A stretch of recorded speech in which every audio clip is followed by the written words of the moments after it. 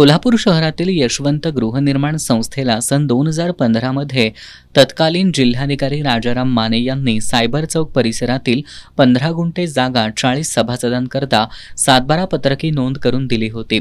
मात्र प्रत्यक्षात जागेवर जाऊन मोजणी केल्यानंतर ही जागा केवळ 7 गुंठे भरत असल्याचं निदर्शनाला आलं होतं.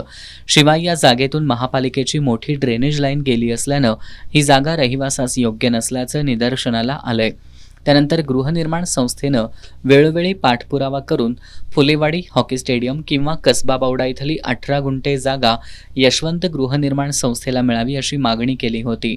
यशवंत गृहनिर्माण संस्थेकडून सन 2012 पासून आजतागायत फुलेवाडी गट नंबर 1480 ही जागा संस्थेला मिळावी यासाठी वेळोवेळी सर्व कागदोपत्री पूर्तता करण्यात आली आहे. मात्र अद्यापही जिल्हा प्रशासनाच्या लालफितीच्या कारभारामुळे ही जागा यशवंत गृहनिर्माण संस्थेला मिळालेली नाही. त्यामुळे संस्थेच्या 40 सभासदांच्या निवाऱ्याचा प्रश्न गेली अनेक वर्ष प्रलंबित आहे. संस्थेच्या सभासदांना फुलेवाडीतील जागा तात्काळ मिळावी यासाठी आजपासून बहुजन परिवर्तन पार्टीच्या वतीनं जिल्हाधिकारी कार्यालयासमोर आमरण उपोषण सुरू करण्यात आलंय. उपोषणात बहुजन परिवर्तन पार्टीचे संस्थापक अध्यक्ष बाजीराव नाईक यांच्यासह दादा जगताप, चंद्रलेखा वेल्हाळ आणि संस्थेचे सभासद सहभागी झालेत.